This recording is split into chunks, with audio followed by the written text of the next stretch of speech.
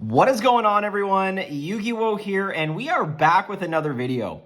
Today we will be diving into our second place OTS 50 card Mikanko deck profile. Yes, as you can see from the title of the video, we went 4-1 against a variety of decks, which you can find in the description box below, and more often than not, having lost the die roll. The beautiful thing about playing a purer version of Mikanko that aims to go first is its ability to quickly pivot strategies depending on how the die roll goes, as even one or two Mikankos on field can threaten a lot of damage and kind of create some awkward situations for your opponent. Going first, the deck aims to create several disruptions that can remove your opponent's monsters either by equipping or stealing, and then using those same resources for link climbing. Going second, of course, the aim is to stifle the opponent through non-engine, breaking their board, and hopefully OTKing with our ability to reflect damage. The obvious elephant in the room is that the deck does struggle against Droll and can at times play into Nibiru. We do try to address these issues in the side, which I'll go over later in the video. Lastly, this is a 50 card deck, and although I'm typically not a fan of larger deck sizes, I think with as many awkward one-of equips and traps as we have, we need a larger deck to help dodge those cards whilst increasing our consistency with cards that search and summon from the deck. I'll hopefully outline my thinking as we dive into the profile.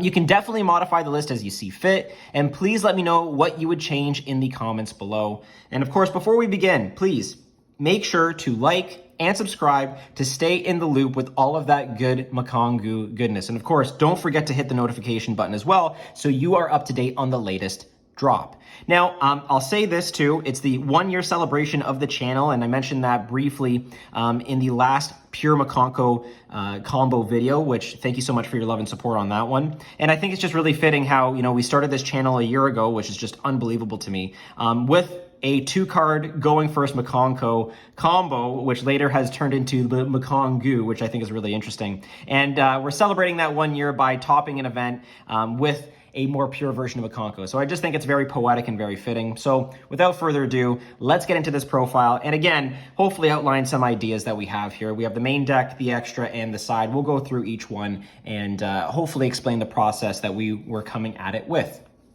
Okay, so let's obviously start with the main deck. And we're going to start with, because it's a pure version, and I love that I have an opportunity to do this, show a more large and I guess dominant Mikanko engine and package, which is just really nice. So we start obviously with our 3 Ohime. Yeah, she's everything in this deck. I'm a huge fan of her. It hurts when I have to play decks without Ohime at 3, but sometimes it's just a necessary part of the build and what's best for the strategy. But obviously in a deck that aims to really rely on the Mikanko engine and package, you need her, right? She's an extender. She loads up the graveyard. She's disruption in herself if the graveyard has disruption. Yeah, she's just really excellent. Again, the ability to equip and target and equip in graveyard to equip to a monster on field is really powerful, especially for monsters that are unaffected by monster effects, because you're targeting the equip, not the monster. So there's just lots of ways to kind of get around some of those restrictions, and she does a really good job of getting bypassed that through those sort of ruling loopholes. So anyway, we play her at 3. Obviously no shock or surprise there. She is everything. Okay, now in terms of like our level 3 Mikanko girls, we do play 2 Hare, 1 Huli, and yes, 1 Nini. I am not relegating Nini to the binder in this case. We do play her in this deck because I think she's just so powerful. Again, if you are in a deck that leans on and leans into the Mikanko package, I think Nini's just so good. An on-demand snatch steal on the opponent's turn, quick effect.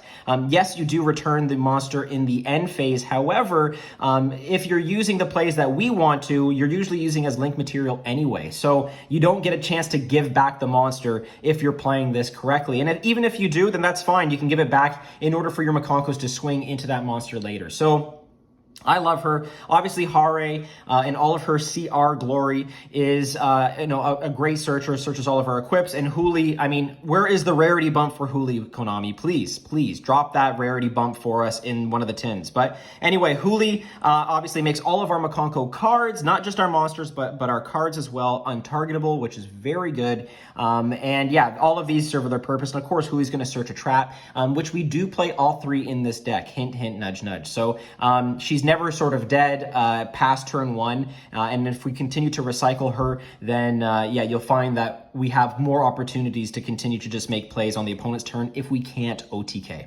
So great. So that's what we have again for our Mikanko girl lineup. You know, there is an argument maybe to bump up Huli to 2, but I think again, just with how often we can recycle resources and search things out, 1 is fine. And yes, I will say too, we're often citing out Nini and Promise when we are going second, but again, this is fine. We're going first iteration of the deck. That's how I like to approach it. Okay, in terms of our actual main sort of starter here, we are on a Herald, or Diviner of the Herald package. She's awesome, you know, and as you know from the last combo video, you know, with Diviner and a Ceremony in hand, you can end on up to 6 disruptions, just depending on what sort of lines you want to go down. But her being able to send, obviously, a Herald of the Arclight is just absolutely insane to grab our Ohime, to grab our IOC, just to kind of allow us to extend, and then making her, obviously, a synchro, I always say synchro, a tuner 6, sorry, is very relevant and important. You know, any Mikanko girl plus her is braver. Her plus a Ohime on field when they're both 6s also turns into an Ultimate Zolkin, which we do play in this deck, as evidenced, of course, by the last combo video that we did. So, love her. She's great. I'm not playing Entis in the extra. You can, absolutely, but you'll see that the extra is a little bit tight in terms of just wanting more utility out of it. But if you want to play Entis, she's great disruption as well, going second just to pop a card on field. So, yeah, excellent card. Wish, you know, I could consistently get to her even more, but you'll see that we play cards in order to try and dig a little bit deeper into the deck. Okay. We are on a Souls package here, but we actually play 2 Souls and 2 Illusion of Chaos. I know some people will argue and say that that's too many, you know, there's too many Souls here, or there's too many Chaoses here. You can only, 1 and 2 is fine. Even on a more trim package, 1 and 1 is fine. I don't recommend 1 and 1. If you drop both of them, it hurts so much. You just feel so disheartened. I really am liking the 2 and 2 package though, and I'll tell you why. The first Souls is usually used to dig into the deck, to help combo, to have an extra body in order to kind of facilitate link plays. And then the second Souls or the second Chaos is used for follow-up. And I can't tell you how many times in a late game or even a simplified game state that having the extra Souls and the extra Chaos was allowing me to sort of make really strong end board plays that often ended on Access Code Talker and just pushing for game. So, you know, that's kind of the beauty about this double engine, or this 2 and 2 ratio, is that you do have the option to not only extend going first, but then have immense follow-up going second as well. So I like them both at 2 and 2. It's up to you. Again, you can remove that, but I would recommend either going with 2 Souls and 1 Chaos. Again, if you kind of fear the droll factor, or going 2 and 1 this way. But I've really enjoyed 2 and 2. So that's what I'm doing. And again, in a 50 card deck, I want more consistency. So seeing these cards more often, you know, in terms of the math, is pretty much the same. I am on also just a Psychic package for extension. This might be not necessarily controversial or anything like that. People that have followed me through the Goblin Biker stuff know that I absolutely love these cards. What I particularly like about the Psychic package is that they're free extension. Obviously, we go through level 3s on board, either starting with or in combo. So these guys are never dead in hand. And then the Psychic Wielders being tuners just allows easier access to braver plays. And what I'm trying to get at with this sort of deck is Braver Turbo, essentially. So, you know, obviously a Psychic Wielder plus an Ohime is a Braver in this case. But, you know, you might be asking, okay, well, what about Revolution Synchron? I love Revolution Synchron, but I find it can be dead in hand if I don't have an Ohime. You know, it can be dead in hand if I don't have a level 4 to synchro with from hand. Again, usually that doesn't happen. So it's a great extender if I can get to it and allow myself to make plays, but this is just far easier and far simpler to do. Another funny thing too is that Psychic Tracker is 1600 attack, so you can just crash into an SP if you need to. So that is definitely possible. But for the most part, I like the Wielders. Also for the fact that we do play Maelong in the extra deck, so using a Wielder and a Level 3 Mikanko Girl gets us to Meilong, which then, if you're going second, wielder effect to pop a card. That's 2200 or less attack, pop a monster, I should say. And then, of course, if you're synchroing up using Meilong as a level 6 and another level 3, then you get the disruption with Meilong to bounce a card back to hand. So this sort of allows us to synchro climb and have disruption, like drive-by disruption on the way to synchro climbing. So that's why I really like it. Okay, and just, I guess, in terms of like our one sort of infernoble character here, we do play Oliver instead of Renault. I can see Renault being obviously a very viable option. You know, an earlier Mikanko combo, Renault is great for adding back resources from grave, allowing us to continue to increase our hand economy. But I like Oliver because in a deck like this where bricking can happen, you can, more easily get this onto the field by simply pitching an equip or a fire warrior from hand and then making it a level 1. So you don't always have to go the synchro route and, play, make a herald with a level 3. You can sometimes just go into a link play if that's more beneficial for you. So it's a freer body as opposed to Renault that needs a fire warrior on field in order to get going. So that's where I was at with my thinking. Again, you can pivot, you can change with that, but I think Oliver for now is a more correct option. And he still gets you to the same sort of herald end board as Renault would, again, just without that graveyard recursion. But that's what I like. He's just a little bit more versatile in the hand. Okay, in terms of just monster non-engine, so we're again on our 2-2 ratio. So I am on 2 Effect Veiler, 2 Ash, and then 2 Bell. You can decide however you want what non-engine works for you. I found that these 6 in particular are quite good. Veiler obviously is an imperm but on legs, which is great. Ash Blossom is Ash. But Bell, I think, people might be a little bit confused about Bell. I like Bell because there's a lot of graveyard movement right now. There's a lot of things that banish from graveyard in order to make effect. It's great into the branded matchup. It's good into Snake Eyes. It's good into a lot of different matchups that I think are kind of in the meta right now, Bell as well. So yeah, I think there's just a lot that I like about these. What I also like about having the Ghost Girls here that are level 3 is that you can normal summon a Ghost Girl and with Ohime just simply make a Braver Dragon that way too. So there is flexibility and some strategy and strategic thinking with that. I don't know if there's anything else really to say here. You can pivot around any way you want. Oh, and the reason why I'm on a 2-2-2 ratio is that we do end up digging a lot into this deck, and I really don't want to draw multiples of the same hand trap, especially because they're once per turn, apart from Effect Veiler. So, but again, you'll see that we play 3 imperm, so that's my kind of way around that. But if I'm drawing into things or drawing 2 off of Souls, which I should mention too, that Souls is an excellent way to, again, dig deeper into the deck. I like having, again, Souls, it can be Ash bait, so that way your Ohime is free, but also just being able to send equips off of the field that you're not going to need anyway in order to draw 2 and then get into any one of these hand traps just to extend, or sorry, not extend, but just to add more disruption on the follow-up is really, really good. With this deck, conservatively, we can usually end on about 4 disruptions, including hand traps, and a part of that is also digging into the deck to find them. So that's why this package really works well. And again, Souls is just excellent. It can bait. It also sends for cost, which is good. So it does a lot of things that I really appreciate. Okay, that's great for that. Again, that's the monster non-engine, and it can be Bell. It could be anything else, but that's what I'm using right now. Okay, into spells, we have 2 Ceremony. I don't really have much to say about this.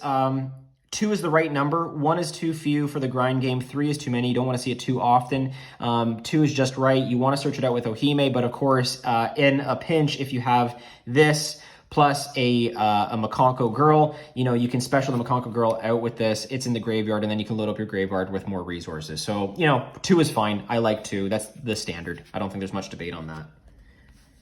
Of course, we play 3 Arabesque.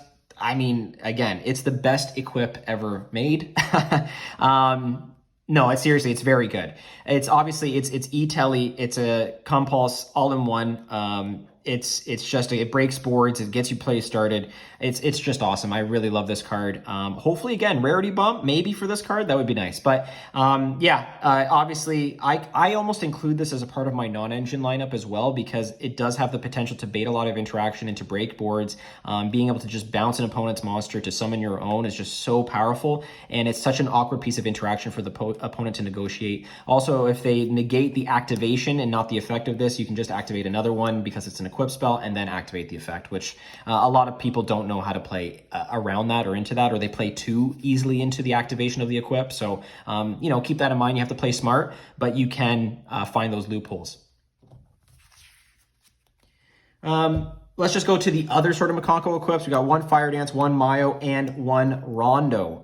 So yes, again, we're in a pure version of Mikanko, so we want to have the Rondo in deck. Rondo is just so important. It's a great rivalry target. Obviously, it's great discard fodder for Ceremony or for Ohime. Or it's a great send target for Ceremony. It's great discard fodder for Ohime. I just love how, you can equip it to an opponent's monster, not even having a Mikanko on field, but just the threat of equipping it to an opponent's monster and putting a Mikanko down, even normal summoning it will immediately take that monster. So it poses so much threat. Even going second into a board and putting this on a monster, they're like, should I just get rid of it right now? Because as soon as a Mikanko comes on board, I've lost that resource. I've lost that disruption. So I really like it for that reason. Again, what's also nice is that you can equip something with it and then use, again, souls to send this. And once this is sent to graveyard, then the monster is also sent to graveyard. So that's a nice little piece of disruption as well. So don't forget that. Maya Wishadori is really good. Of course, it's your graveyard revival, also a bounce.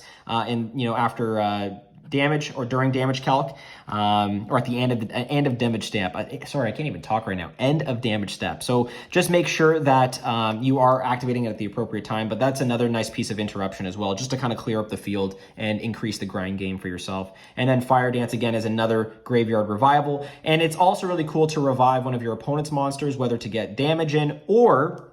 And this happened to me, I think, against the Tenpai matchup, where I revived one of their Ash Blossoms, and I think it shut down a lot of their board breakers, which is really interesting. So, doing that in order to stop an Imperm or in order to stop an Evenly or a Lightning Storm is incredibly valuable. And if you know that, yes, you might be giving them a free link material, but if you know the matchup doesn't even use links, then go ahead and do it. So those are the Mikanko equips. And then in terms of just like generic equips that I'm running, I have one Angel Ring or Angelic. Angelic is Angelic Ring. Please change the name of that. And one Durendal. Obviously, this card is incredibly powerful to keep on field. It's an amazing rivalry target. What I really like about it is that obviously you're waiting for the opponent to bring out some sort of insane board breaker, and then you can just chain with Rivalry to equip Ring, and then it just negates on resolution. So that's excellent. And then, of course, Durendal's really good just to search out your Hare or your Oliver. Again, we don't mind recycling this as well. If it gets sent to grave, you can also revive a Hare or an Oliver. Just depends on what you want to do. You are Warrior Lock, so if you need to make another play, go into an SP. SP is a warrior. So yeah, so that's where we're at with that. These are the two sort of generic equips. Yes, it kind of hurts to open up Angel's Ring, but the way I look at it is usually we have another equip in hand or a way to get to an equip. So if we have to put it down on our end board first, it just puts our opponent in a really difficult position, especially if they only have one spell in hand, that they have to kind of use that resource up and be met with this. And yes, if it's on field already, I should clarify, if it's on field already and they only have Super Poly will be negated. Okay, and then in terms of just like consistency cards, we have 3 Prep Rights and 3 E-Telly. These are just ways to fetch, cards that we absolutely need in the moment. This obviously searches out our Ohime and also our Illusion of Chaos. Yes, it plays into Droll, but again, in a card deck size or a deck list size this big, you kind of need those consistency cards to kind of get over that. And then E-Telly is excellent. Not only, does it bring out the psychics, but it can bring out Huli as well. And then you can link her off and then put her in graveyard as a resource, which is really nice. These cards are just excellent. I mean, also the fact that this dodges Droll and they're both not once per turn, insane, right? So you're going to ash this, that's cool. I'll just use my other one. You're going to ash this, that's cool. I'll use my other one. So yeah, it's really nice. There was a round where I had 2 E-Tellies in hand and was able to just spam a lot of bodies, link them off, and then, you know, create graveyard sort of resources for myself, and just pivot and sort of change the game state from there, which is really good. So love these cards, love that they got the QCR treatment, and I think, again, in a deck list this size, you need consistency, and you need to get these cards into rotation. Okay. What else we got? We've got, oh yeah, this is going to be non-engine spells. So right now we've got 1 thrust, 2 talent, and 1 called by. Obviously, you know, the talents are thrust targets, and also prep rights is also a thrust target as well when they have obviously a monster on field. So, you know, you can dig into the deck and get your prep right here, which is really good. But ultimately, you know, the way I was looking at it and interpreting it, let's start with talents first. You know, obviously being able to dig into the deck for 2 more cards is really valuable. If they droll you, then and if you have talents in hand, then you can hand rip and try to hand loop them that way. Just try to put them on as little as possible. Called by is called by. We need protection from, you know, obviously the Mulcharmies, but, you know, Ash and Veiler and stuff like that. But with Thrust, my thinking with Thrust is, yes, I can get into talents for sure going second, but also if I'm going first and I have Thrust and they interrupt me, especially if they droll me, then I can either set an Imperm or set one of the Mikanko traps. And sometimes a Mikanko trap with an equip in hand or in the graveyard can do enough just to hold the fort down and allow you to sort of buy more time in order to gain resources back and allow yourself to just push for a stronger either OTK option or just put your opponent in a more awkward position. So Thrust allows us to set those traps from deck, which I think are valuable for sure. And we do, well, we'll check out the side in a second, but you'll see that the package also can get larger too with our Thrust targets. And as I alluded to, we do play 3 Mikanko traps. We play all 3 of them. Rivalry is excellent. I'm often searching out Rivalry, although in some combo cases where I know I'm not going to end on a Mikanko girl because I've used them as link material, synchro material, I'll grab Promise early on and then cheat out a Nini or cheat out a Huli even. Depends on what I've used already, but usually it's Nini and then I equip her and then she's a Snatch Steal, so that's another form of disruption. But Rivalry is great. Get into a Rondo, get into a Angelica's Angelic Ring. It just is very toolboxy. It's very malleable in how I can use it. And so I can adapt my strategy depending on what they play and what they're trying to accomplish in breaking my board. And of course, Spirit Walk is just very valuable. You know, equipping an opponent's monster, again, non-destruction removal and not even giving them the card in their graveyard is very, very good. So we use that. It procs our Mikanko girl, so that's excellent. And if there's a ritual on field, you get to do burn damage, which just helps the OTK potential even more. And then lastly, you know, just the last 3 traps, Imperm. So I think we play like 12 to 13 non-engine in a 50 list. Yeah, I know what you're thinking. It's not great. But again, the side can help address that and increase that count when we're going second. Let's go to the extra. So obviously we are playing 2 Herald of the Arclight, 1 to send, 1 to make. There are some cases where you can make 2 on board, but it's very rare. Usually, again, the 1 is just sort of a send target. But the fact that it's an Omni Negate, a mini Macrocosmo, and when it tributes for cost, it can get you an Ohime. Absolutely insane. This is so good for our deck. Yeah, it's just mandatory. You just need this card. That's really all there is to it. Then we're going to go into our our synchro package here, we have, I'll just start with Mei Long. That's obviously with the psychics. I didn't make it a whole lot last tourney, but it can come up. And again, as a form of disruption, it's very necessary when you're synchro climbing because you can bounce a card back to hand, which is really good. I don't ever modulate the level. I always keep it a level 6, so that way the 6 and a level 3 can make a Braver. So that's where I'm at. And again, yeah, just that utility to synchro climb and then also have disruption at the same time, especially in combination with a psychic wielder. Very good. We'll play the Ultimate Zolkin here and the Braver. I mean, Zolkin I really like. Not many people like Zolkin because you have to commit putting a card face down, but we play so many spells and traps anyway. I don't mind it. I always have this live, and I've shown you in the last combo video that you can more consistently get a trap in your hand through Ohime if you have Ceremony already to set, and then make Zolkin live to bring out Power Tool Braver Dragon for free. But especially, and I know what you're thinking too, well, we have so many ways to get to Power Tool Braver Dragon. Isn't Zolkin kind of useless? It depends on how your routes go. I mean, sometimes it is not necessary to have Zolkin, but what I like about the Zolkin play is that it gives you an additional body on field without using an Arabesque to bounce something back in order to, with your Diviner, make a Synchro 9 play. So yeah, I just like Zolkin that you don't have to waste an Arabesque. Braver gets all of its things, all of its equips, you know, Mayo, Durendal, Arabesque live right away. And yeah, it's an imperm as well, and also not a book, but it changes the battle position of your opponent's monster, so that's really good too, into certain matchups anyway.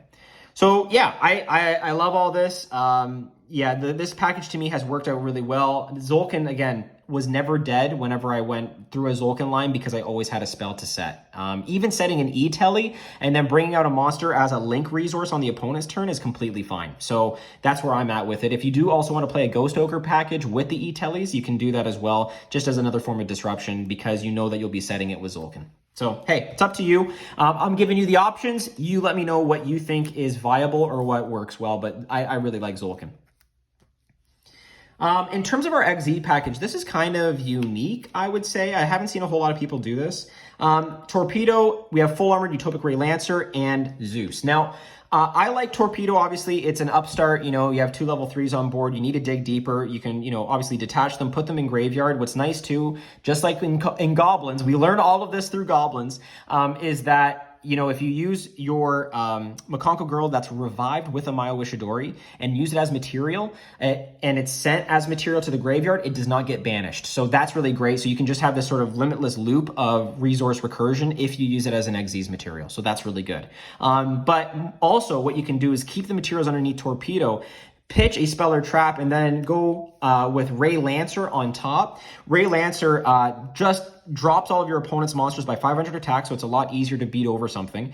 And then also, at the beginning of battle phase, you can negate permanently all of your opponent's attack position monsters. So it just requires an immediate sort of threat. It's immediate threat, requires an immediate response, and it can also make a second attack twice, which is great. But if you have already 2 underneath here, plus the Armor Torpedo, you're hopefully able to beat over something, and then you can then overlay into a Zeus for 4 material. Again, with the 2 Mikanko Girls, you can blow up the field, send the 2 Mikanko Girls to graveyard, and then revive one of the Mikanko Girls with either a Fire Dance or a Mayo Wishidori in hand, whatever the case may be, and you're good to play, you know? And that's what I really like, is that you can kind of threaten a format Zeus pretty easily, depending on the game state, but I really liked Full Armor Utopic Ray Lancer as sort of just that bridge piece, and it just makes OTKing a lot easier. So again, the fact that it can attack second, you do have to detach a material to do so, can come up, but typically I'm keeping everything together so I can then just overlay into Zeus.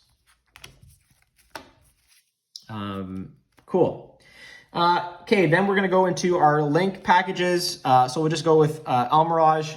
We have cards that have less than 1,000 attack. Sometimes we need to link them off. Sometimes you need to link off a Hare or link off a Huli because you had to normal summon it. Ceremony's engraved already by whatever reason. There's just awkward plays that come up where, again, this can come in handy to make those plays viable. Also, it can come up where you're linking off sort of like a normal summon Mikanko Girl. You're able to put like a Souls on field, and then you can then get into an SP play by linking this and this, and you get the banish effect off of the SP. That helps going into a board for sure. IP, SP. Yeah, I mean, I'll even show, I'll show IP, SP. We also play Barricade Board Blocker and Apo. Now, I'm showing you these cards in a particular way because IP can get you to any one of these. When do you go into them is up to you. Apo could be banned, so honestly, if it gets banned, it's not a huge deal. I actually didn't go into Apo a whole lot, to be honest. I went into SP a lot more. Sometimes I would go into a Barricade Board Blocker just to protect my back row. So if they like call Lightning Storm back row, I would just go, okay, chain IP, and then go into a Barricade Board Blocker and they can't do anything. And I can also discard something if I want to, which is really nice just to kind of, again, get resources in graveyard. So that's good. But mostly, you know, I'm stealing an opponent's monster with a Nini or a Rondo and then going into an SP play or an Apo, but usually into an SB play by using their resource. Now, if the Rondo falls off and I have a rivalry already there, you can see how this is gonna, you know, just chain a lot of different things, allow you to recur graveyard resources. And then if Ohime's on field and there's a Rondo there, I can go Ohime effect to Rondo another monster. So those are all just really good options. And again, really sticky disruptions that opponents aren't really acquainted with and are used to. So I like that for that reason. Okay, so those are sort of our IP and targets.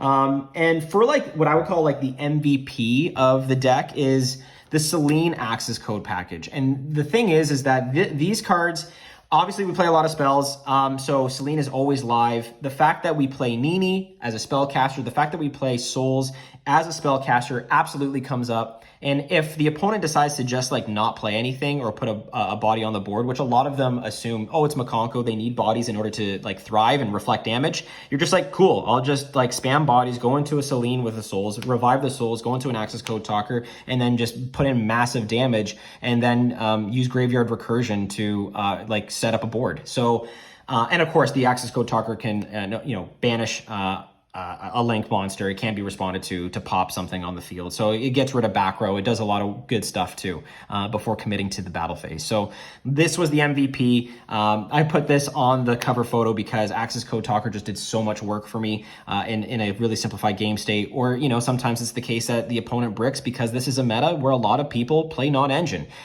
So they have non-engine in hand and maybe a couple awkward bricks. And yes, the Ash can help, and yes, the Imperm can help, but then beyond that, I can still pivot and push for bodies and then go into an Access Code Talker play, which is great. So that's what I ended up doing a lot in the tournament, and MVPs for sure.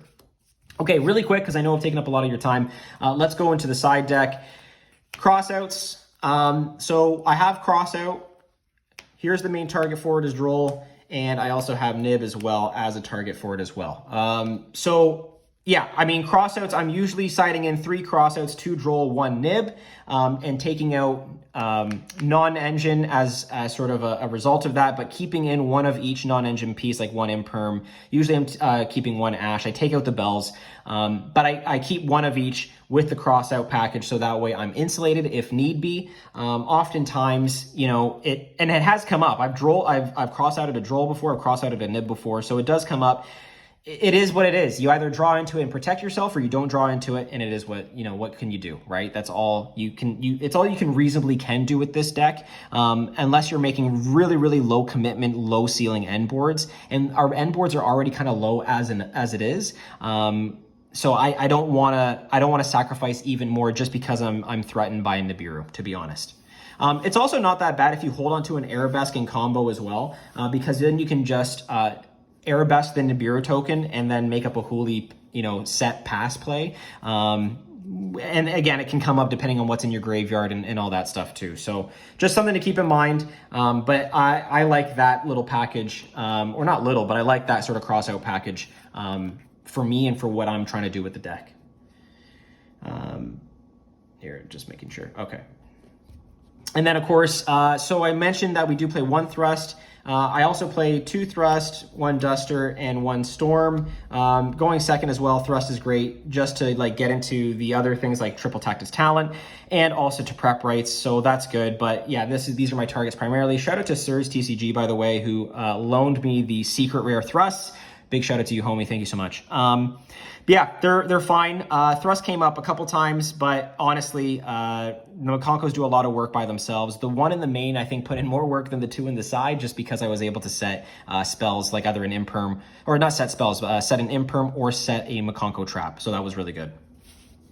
And then again, if I'm going second, I just have as like the last two an Effect Veiler and an Ash Blossom. Again, just based on siding patterns. I can get into more of that in the comments below. If you want my siding patterns, let me know. But I just have the additional Ash and the additional Effect Veiler, so that way I can kind of top up on my non-engine, just so that way I'm prepared and I have like 15 to 16 non-engine ready to go. It works for me, and so that's why I think it just, I don't know, it just works for me. You know, like sometimes you have to think a little differently. You can't always net deck. You have to think, what kind of player am I? What am I looking for out of this deck? What am I trying to achieve? And sometimes just adding the additional one-ofs to get to your full playsets of each non-engine hand trap, especially Effect Veiler, because it's on once per turn, is really good. So we do that. Also, Effect Veiler being a level 1 tuner is relevant for a level 3. Sometimes you have to normal summon her and then go into a Herald of Arclight. It is what it is. Okay, so that is it for the deck profile.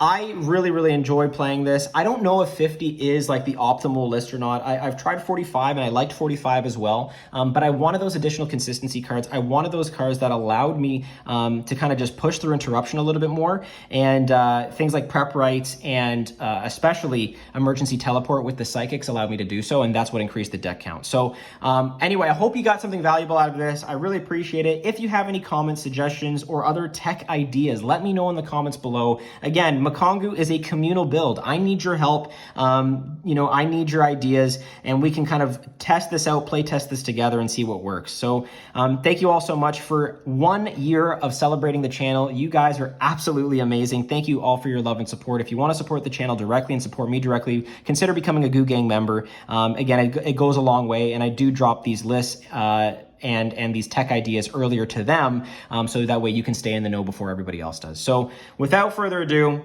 this is Yu-Gi-Oh! Second place, 4-1 Mikanko Decklist, signing out.